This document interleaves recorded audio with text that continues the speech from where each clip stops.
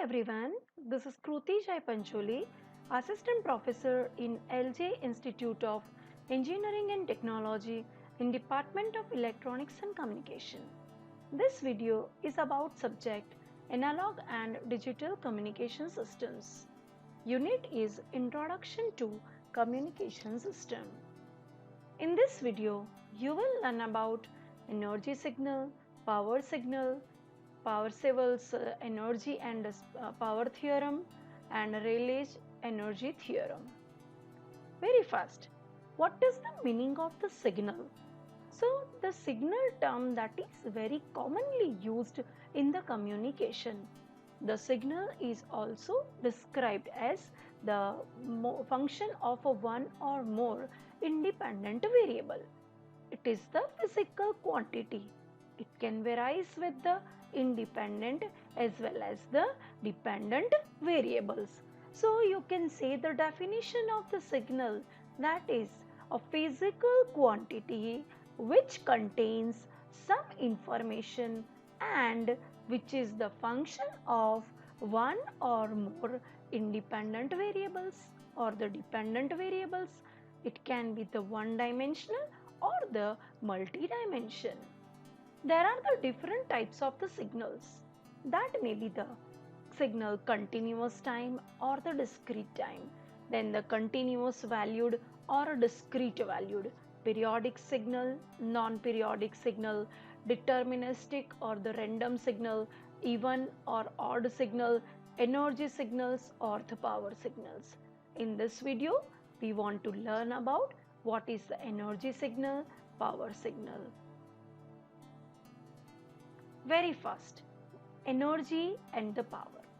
Simply, if we'll ask anyone what is energy, energy is the work, and power, it's a work per time. Work mean what? The force you applied and the displacement. Therefore, the power is the work per time. So according to the kinetic energy is given by Ke is equal to 1/2 mv square.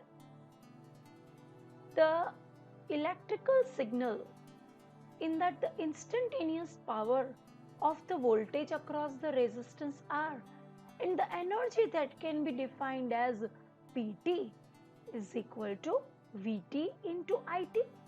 What is the It? It is again the Vt upon R.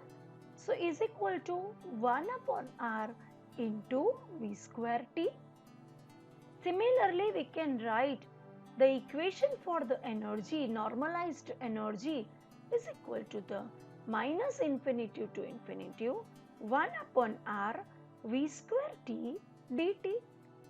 Therefore, in the signal processing, the total energy of the signal xt is defined as Et is equal to limit L tends to infinity integration minus L to L xt square dt is equal to minus infinity to infinity modulus of xt square dt. This can be the modulus can be applied for the complex signals. So En in the digital processing for the nth coefficient, it is limit n tends to 0 sigma n equal to minus n to n xn square is equal to sigma n tends to minus infinity to infinity modulus of xn square. So where the modulus of xt denotes the magnitude of the xt, it is necessary to get a scalar quantity for the complex signal because the magnitude of the complex number is defined as if a plus jb modulus, it is the magnitude is square root of a square plus b square. So energy of a signal is defined as the sum of the square of the magnitude.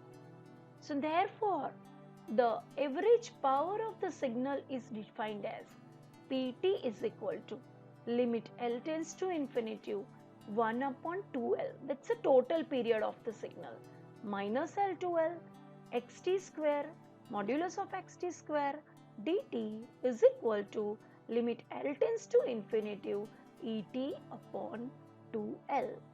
So therefore the energy that or signal can be categorized into the two types, energy signal and the power signal. Now what is the energy signal? Energy signal has a finite energy. It is between the 0 to infinity. Energy signals have a values only in the limited time duration. For example, a signal having only the 1 square pulse is an energy signal. A signal that can decay exponentially has a finite energy, so it can be the energy signal. And for this, the power of the energy signal is 0 because of dividing the finite energy by the infinite time or the length. Power signal. The energy signal, that is the finite. Power signal is not limited in the time. It always exists from the beginning to end and it never ends. Suppose the sine wave in infinite length is a power signal. Since the energy of the power signal is infinite, so it has no meaning to us. Thus, we use the power, that is the energy for given time for the power signal, because the power of a power signal is finite and the value of the power is also between 0 to infinity. So now here the equation for the energy signal and the power signal. So therefore the energy for a real time signal is E is equal to minus infinity to infinity x square t dt. Now if the xt signal is a complex, then we need to take the modulus of that. So E is equal to minus infinity to infinity modulus of xt whole square dt. Now what is this modulus of xt square? It is the xt multiply with the complex conjugate of xt. So what it indicates? It indicates that the area under this x square t curve, that is the x square t, and it is the value of t is between minus infinity to infinity, and always this gives us the answer that is the positive. So it is about, this is the thing that we need to remember while we need to solve the example about the energy signal. This equation that is of the real time, a real time signal, a real signal, it is the complex signal. To get for the positive part, we are taking the square of this. And what is this xt modulus of square? It's a xt multiplication with the complex conjugate of xt. Similarly, for the power signal. Now as you know that the signal that can be the periodic signal can be the aperiodic also. So for the periodic signal with a period t0, we can find out the power. It is equal to 1 upon t0 minus t0 by 2 to t0 by 2 x square t dt. Again this is for the real signals. Now for the complex periodic signal xt, the normalized power is what? So it is the modulus of this x square t. So it is p is equal to 1 upon t0 minus t0 by 2 to t0 by 2 x square t dt. So these two energy and the power equations we have to consider. Now based on that, the theorems that are defined. One is the Parseval's power theorem, Parseval's energy theorem, and Rayleigh energy theorem. Very first, Parseval's power theorem. Parseval's power theorem that is used for calculating the average power P of a periodic signal. Now you know that whenever we want to do the analysis of the periodic signal, we need to go for the Fourier series. So Fourier series coefficients we need to find out. So the Parseval's theorem states that the total average power of a periodic signal is equal to the sum of the average power of the individual Fourier coefficients, that is the Cn. So average power of xt signal is equal to power of C1 plus power of C2 up to the power of Cn. So the average power of a periodic signal is the summation of the some average power of the individual Fourier coefficient. So we can see that it is total average power is equal to P is equal to sigma n equal to minus infinity to infinity modulus of Cn square. Now, Parseval's energy theorem. Now, what is the requirement of this Parseval's energy theorem? You know that the sometime the signals is represented in the time domain and sometime the signals are represented in the frequency domain. Now, while the signals are represented in the time domain, and if the signal that is the very complex, then it is mandatory to convert that frequency domain time domain signal into the frequency domain. So, whenever we want to calculate the energy resides in the signal, so at that time we can go for the Parseval's energy theorem. And if the signal is complex, then we can convert the time domain representation into the frequency domain. So if the signal is represented in the frequency domain, then and then we can find out the energy. And if the signal is represented in the time domain, and then we can find out the energy using the Parseval's energy theorem.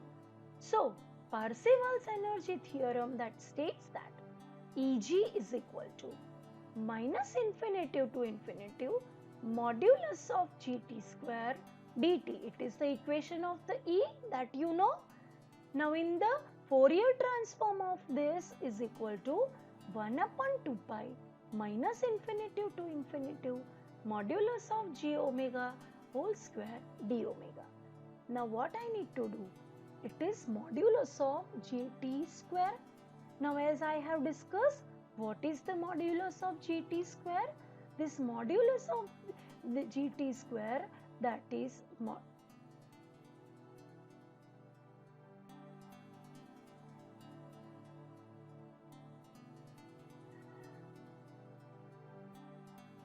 modulus of gt square is the multiplication of gt with the complex conjugate of gt.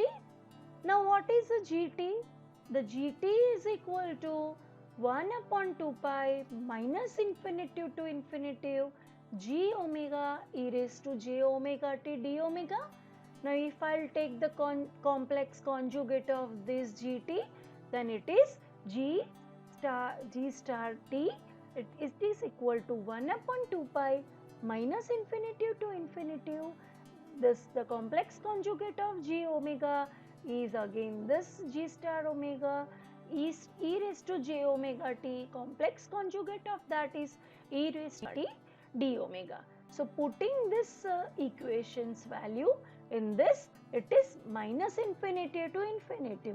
We'll take this gt as it was and putting the g star t value, complex conjugate of gt, it is 1 upon 2 pi minus infinity to infinity g star omega e raised to minus j omega t d omega, and this dt is there.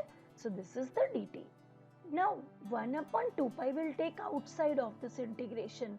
So it is minus infinity to infinity.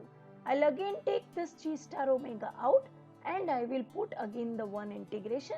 In that it is another integration of minus infinity to infinity gt gt e raised to minus j omega t d omega. So it is equal to 1 upon 2 pi minus infinity to infinity. This is the g star omega. But now what is this? It is what? Minus infinity to infinity gt e raised to minus j omega t dt. But now what is this? So we know that okay, we can put this value okay over here, then it is the g star omega and it is nothing but the g omega. So it is the g omega g star omega d omega. It is equal to 1 upon 2 pi minus infinity to infinity g omega into the g star omega, that is the complex conjugate of g omega. It is modulus of g omega square d omega. So whenever you want to solve the example related to the Parseval's energy theorem, or if you want to find out the energy resides with the any signal, then we can go for this formula. So you have to keep in mind again, you have learned all this thing in the subject signals and systems. In the next class, we will learn about how to solve the examples based on the Parseval's theorem as well as the Rayleigh theorem. So this is the last part of the video. Thank you very much everyone.